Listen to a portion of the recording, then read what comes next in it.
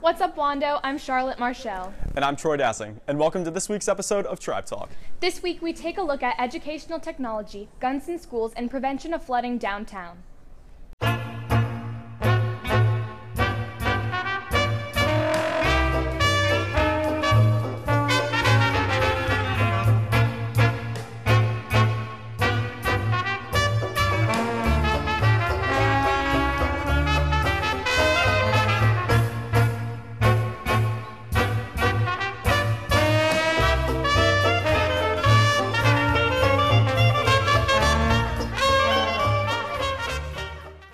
As concern raises in the community about guns being illegally brought into schools, Wando students have taken it into their own interest about the effectiveness of our school security. Vito Patel investigates the measures that Wando High School has taken to protect its students. Since the beginning of the school year, there have been 2 local occurrences regarding firearms in school. A Stall student and 2 North Charleston students both brought guns to school. With the sudden increase in students bringing weapons to school, we decided to learn more about Wando security. What's preventing a student from bringing a gun to school? What's stopping anyone from walking to any neighborhood and doing it? You know, I mean, at some point you have to realize, like, you can't stop people from doing bad things. We want to try to foster an atmosphere at Wando where students feel like they know what is allowed and what's not allowed. We're very fortunate. We have a lot of good kids here at Wando. Not saying that that can't happen. It can happen anywhere. But again, we have these safeguards put in place. They just implemented this year the visitor center. We now check IDs from 8:45 to 3:15 because there's certain maybe students or parents or somebody who is now allowed on campus. So if you thought about metal detectors and coming in to do that, so think about trying to get 4,000 students to come through a metal detector, we'd probably have to start like working kids in from 5 a.m. to even have the ability to maybe have somebody in class by 8:30. I would hope that any students that have any concerns or fear, when they come into our school, anything that they can see that they would like to see changed or any ideas that they have to improve the safety and security of the school, certainly to bring it to my attention or to any faculty or staff member, any SRO that they see on campus, and again, to be very vigilant. They need to be aware of their surroundings and abide by the safeguards that we have in place here at Wando, and hopefully that'll continue to help keep Wando safe. This has been Vito Patel reporting for Tribe Talk. Downtown Charleston is one of the largest tourist attractions in the Lowcountry, meaning that flooding can cause a huge problem. Shane McDavid takes a look into the plans recently put into place to solve this high-impact situation. Downtown Charleston has had a pattern of flooding throughout the years. This flooding has impacted many of the lives of residents living downtown. In response, the city has come with a sea-level strategic plan in hopes that they will fix the flooding. The strategic sea level rise was put together in order to build up Charleston's resilience to flooding events. It includes raising up roads, increasing the size of drainage ditches, also installing pump systems to pump the water through those drainage systems, and then possibly even buying up property that's frequently flooded from homeowners. My family and I live in right on the peninsula downtown in the historic area, and the lot we found, it happens, was on part of what was original land. The peninsula hasn't always looked the way it does now, and the water went in much farther than it does today. There was no battery originally. Part of the sea level rise plan is to increase the height of our current streets to raise them up above that flooding event. So they're going to have to alter traffic patterns, which could affect traffic downtown. Charleston has many flood zones. This is in part of the fact that much of Charleston's peninsula is reclaimed land that was filled in to build more on the peninsula. Many of the properties that were built on the original land do not face flooding as much as the properties on the newer, reclaimed land. Downtown is known for flooding because about a third of downtown was actually built on an old marsh that actually drained and filled in a lot of marshland to build the city. And so now with the sea level rising, it's just reclaiming its original marshland. The water, whenever it rains, will come up and form huge puddles and lakes, but not in the middle where we are. The water likes to come back to where it was. The flooding downtown is an important issue because it's affecting a lot of businesses and economics. It was estimated in about 40 years, it's expected that we're going to have 180 days of flooding just due to tides, not due to storms. This has been Shane McDavid reporting for Tribe Talk. High school is the start of a student's journey into independence. Most get jobs so they can become self-sufficient, but it is less common for them to start their own businesses. Stephen Nguyen and Patrick Spychowski have started their own business where they buy and resell quality clothes from Goodwill. So SP Threads is a business. It runs mainly on Instagram. We just buy things at the thrift stores and the Goodwills across the Charleston area and just sell them for profit, but at a profit where people that are buying them are still getting a good deal on the clothes. What we first did is we made shirts with pictures of our faces on it that looked really funny, and so we could sell those to people who'd want our faces on them, but we could also expand it to like whatever picture you would want to have. So like if you wanted a picture of your face or a picture of a group of your friends or something, we could probably print that. I think SP Threads is a really good business proposition because I think as I watched this business grow, because I was there from the start, I saw they got up a bunch of clothing and everything so they could have some stock, and then when they started selling it, they had enough, so they never sell out, even though they do sell a lot. So we buy transfer paper and t-shirts, and then we put whatever we want to put on the t-shirt on the transfer paper. We like print it, and then we iron it onto the shirt and then just peel it back, and it's on there. While SP Threads has a small following, they needed a way to increase sales. They held a special event to get them off the ground. They called it Heat Day. So Heat Day, they got a bunch of inventory together and pretty much just put it all up. So when we first started the business, the first probably 20 things that we made, we probably only made like $100, $150 total. But then Heat Day, where we just got a bunch of things stocked up from the start of the summer and just got all of our good stuff and put it all in one big inventory and dropped it on one day. I mean, Heat Day started like 4 hours ago. We've made like $200 so far. So I think that they could improve with maybe getting it out in the media more. So like, I know it's mostly just on their Instagram account, which is sp.threads, but that, they could also put it on their main accounts and social media. I think it's going to grow. I think it's going to grow a lot to the point where I won't need a job this summer and people will know what SP Threads is, even if they don't go to Wando, even if they don't live in Mount Pleasant. I think they'll know what it is. This has been Drake Payton reporting for Tribe Talk.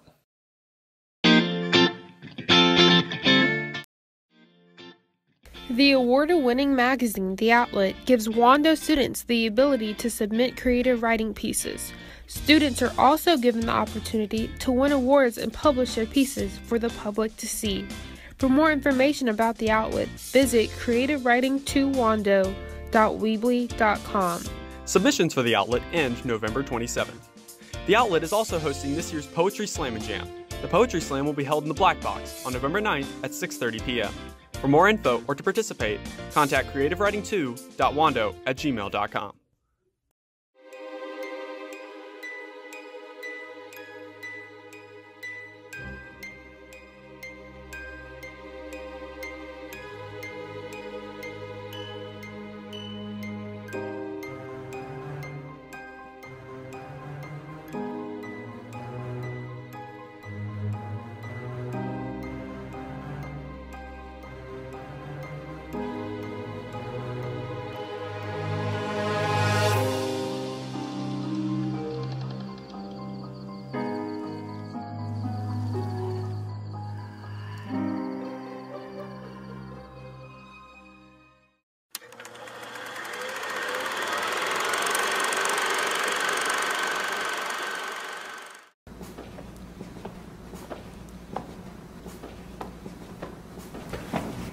Sorry. No! You can't pick that up. Why can't I pick it up?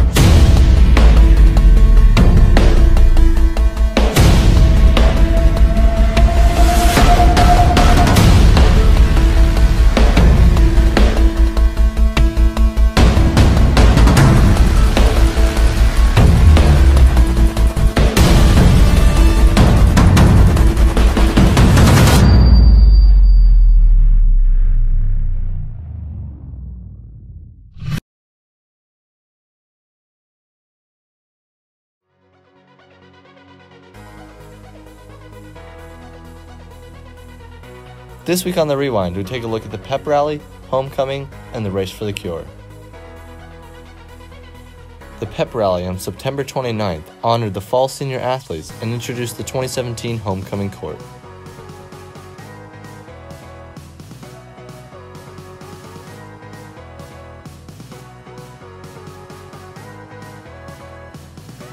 Congratulations to Connor Griffin and Wheaton Shipman for being crowned homecoming king and queen. On October 21st, Volvo Car Stadium hosted the Susan G. Komen Race for the Cure.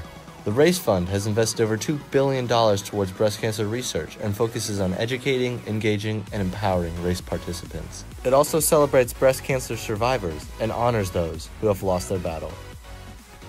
This has been Dylan Gula, reporting for Tribe Talk.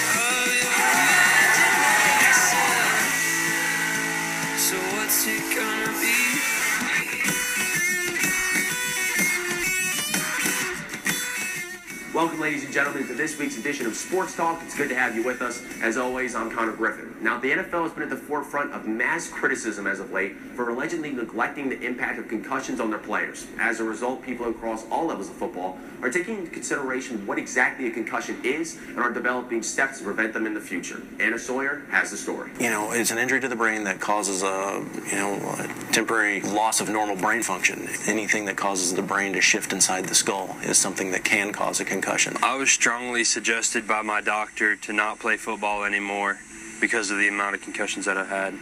I got my concussions because I always tried to hit with the crown of my helmet, which you're not allowed to do.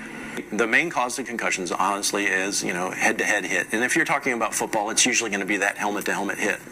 Their head's going to be more apt to spin or to jerk back or something, and that's going to cause the brain to shift inside.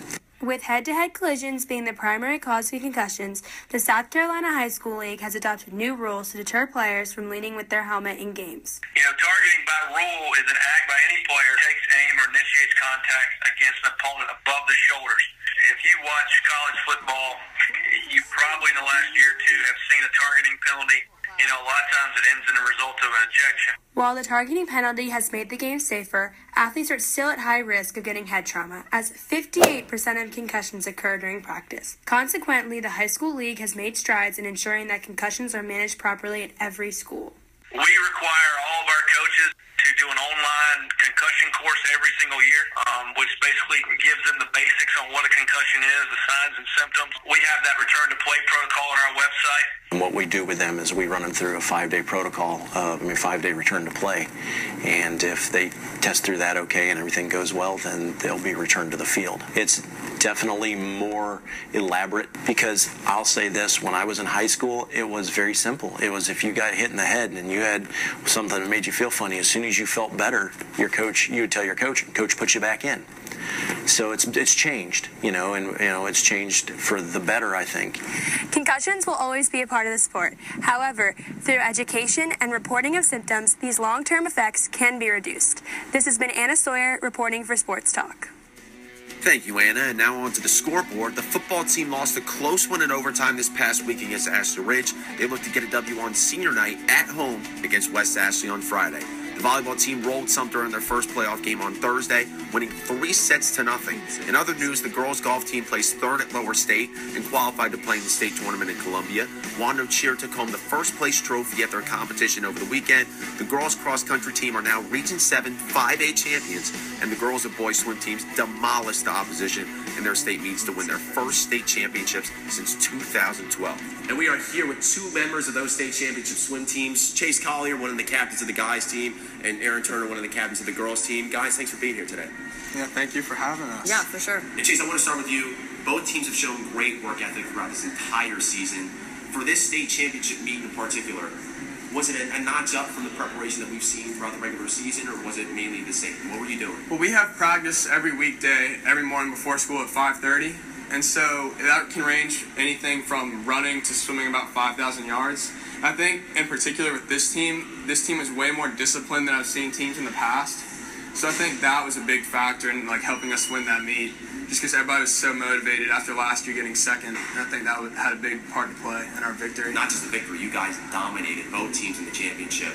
Aaron, what was it about this team in particular, not just in the championship match, but throughout this entire season, that made you guys so dominant and made you stand out against the competition? Yeah, so this season, the girls and boys teams were definitely just the most hyped they've ever been. Every meet, everybody was there, everybody stayed the whole time. Just like posters and cheering constantly, everything. It was just such high energy. We even had like tons of kids from the Chop House coming. Like it was just so high energy the whole time. And that high energy definitely correlated into some success in the water. You guys had a great season, great way to cap it off, honestly. Congratulations. Thanks so much for coming on. Thank you. Really appreciate it. That's Chase Collier, that is Aaron Turner, and that is a wrap on this week's edition of Sports Talk. For more Wando sports information, you can follow @Wando Athletics on Twitter and Instagram. For more college and pro sports information, you can follow my podcast on SoundCloud. Alongside two state champions, I'm Connor Griffin. Go Warriors.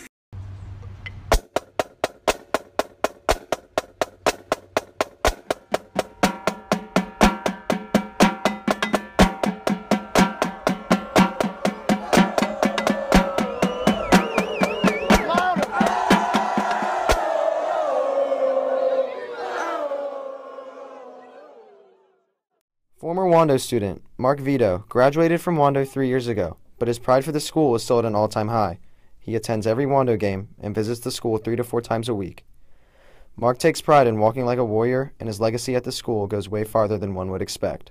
My career at Wando and what I achieved was mostly getting prom king and having to be in the papers, in the school paper, and pretty much being like the voice of Wando. Mark likes to bring people together. You know, he's a high energy guy, and you know, being special needs has in no way diminished his capacity for communication. I'm passionate of Wando because it brought me so much greatness, and that everybody should be loving Wando for how it is and as the greatest school in South Carolina. You know, he's 3 years out of Wando now, and he still rides his bike over to the school, locks it up, gets on the bus with the team, goes to the games, comes back from the games, and cheers, you know, and pushes the guys to do their best. He would help when Coach McCarthy was here. He'd help him set up his drill work every day. He'd also help him break it down. And he was quite religious. He was very punctual, on time, and dependable every day. How I see myself in an inspiration is to motivate my friends, to honor them and treat them with respect, and to hopefully that they can treat people with special needs with respect too. He never was a player, but yet he wanted to dedicate every single day his energies, his efforts, just to help out and be around.